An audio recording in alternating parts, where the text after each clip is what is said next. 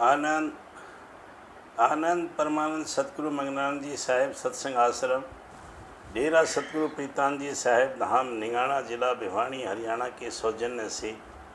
भजन और ध्यान।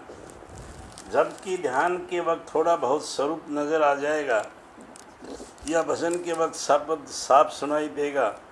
तो मन और सुरत उसमें बेतकल्लफ लग जाएंगे और दूसरा ख्याल नहीं उठाएंगे। लेकिन जिस वक्त की गुनावन का जोर होगा उस वक्त स्वरूप को थोड़ा जोर देकर ख्याल से सन्मुख रखने में गुनावन हट जाएगी। और जो गुनावन कम न होने तो किसी शब्द के प्रेम की भरी हुई कड़ियों के स्वरूप के सन्मुख गाने या बतौर आरती के पाठ करने से बहुत फ़ायदा होगा। गुरु स्वरूप के ध्यान की और उसको सन्मुख रखने की महिमा इस सबब से ज़्यादा है कि उसका ख्याल करते ही मन और इंद्रिय परमार्थी यानी प्रेम की घाट पर आ जाएंगे और तब भजन और ध्यान का रस ज़्यादा मिलेगा और गुनावन बहुत कम पैदा होंगे। लेकिन ये बात जब दुरुस्त बनेगी जबकि अभ्यासी को गुरु स्वरूप में गहरा परमार्थी भाव और प्यार होगा। इस सबब से सतगुरु दयाल ने अपनी वाणी और वचन में गुरु भक्ति पर ज़्यादा जोर दिया है, यानी प्रथम गुरु चरणन में प्रेम पैदा करने के वास्ते जोर देकर हिदायत की। मालूम हुए कि बगैर तीव्र बैराग के संसार और भवों की तरफ से और बगैर गहरे प्रेम और अनुराग के सतगुरु के दयाल के चरणों में मन और सुर शब्द में जैसा कि चाहिए नहीं लग सकते और वक्त भजन के गुनावन और तरंगें बहुत उठती रहेंगी। लेकिन जो अभ्यासी को गुरु स्वरूप में भाव और प्यार है तो उसको अगवा यानी ख्याल से सन्मुख रखने से मन किसी कदर निश्चल हो सकता है, क्योंकि सारा साकार स्वरूप में प्यार करने की उसकी आदत है और गुरु स्वरूप के सन्मुख होने पर उसके मन और इंद्रिय दर्शन और वचन में लगकर फौरन परमार्थी घाट पर आ जाते हैं और संसारी ख्याल हट जाते हैं। दूसरा फ़ायदा ये है कि गुरु स्वरूप को संग लेने में अभ्यासी को मिसल मुकामी स्वरूप के स्थान स्थान पर उसको बदलने की ज़रूरत न होगी, यानी वही गुरु स्वरूप उसको सतलोक तक जहाँ तक कि साकार रचना है दर्जी बदर्जी सूक्ष्म होता हुआ पहुँचा देगा और अभ्यासी का भी स्वरूप इसी तरह बदलता जाएगा। जो कोई मुकामी स्वरूप के आश्रय चलेगा तो भी यह फ़ायदा हासिल हो सकता है, बशर्ते कि वह स्थान स्थान पर थोड़ा बहुत प्रकट होता जाए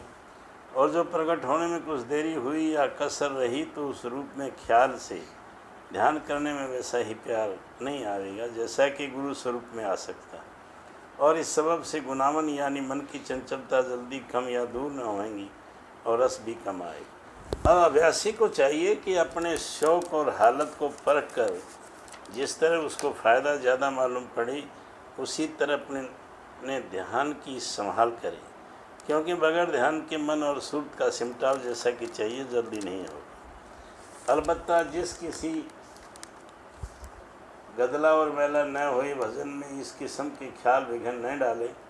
नहीं तो उसके रस और आनंद में फ़र्क पड़ेगा और ये हर्जा बनिस्बत और छोटे नुकसान या जरा सी मन की तकलीफ़ के बहुत भारी है और उसका बचाव हर हालत में जहाँ तक मुमकिन होवे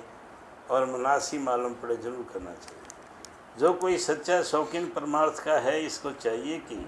अपने मन और सुरत की धार को 9 द्वार यानी इंद्रियों के मुकाम से उठाकर 10वें द्वार की तरफ जो मस्तक में है और जिस द्वार में सुरत की धार पिंड में आकर नेत्रों में ठहरी है, संतों की जुगत के मुवाफिक शब्द और स्वरूप के आश्रय उठना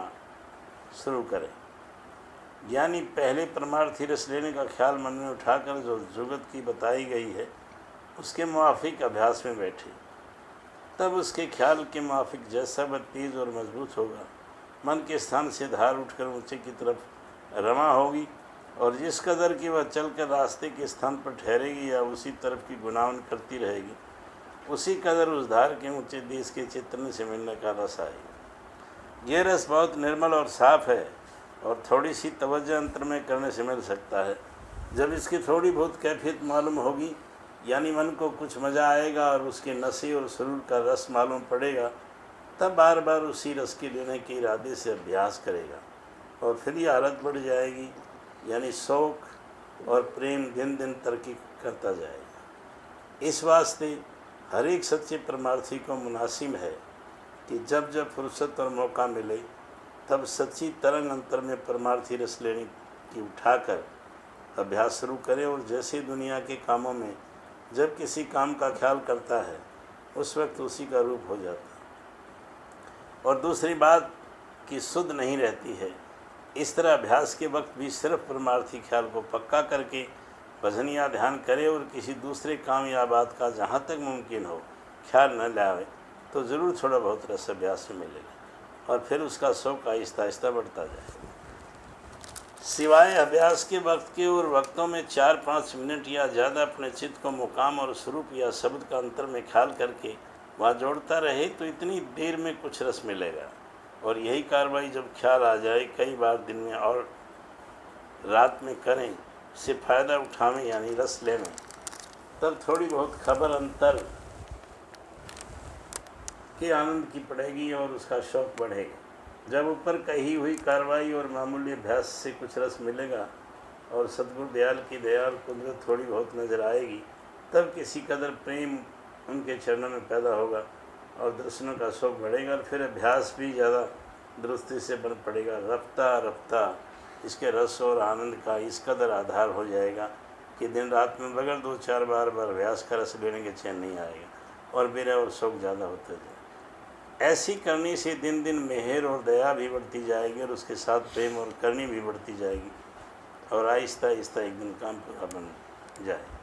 पूरा एतबार सब तरह की कार्रवाई और व्यवहार में उस शख्स का ही हो सकता है जिसके दिल में खौफ अपने सच्चे कुछ मालिक का यानी उसकी प्रसन्नता अपने परमार्थी नुकसान का बसा हुआ है। वह हर वक्त और हर हालत में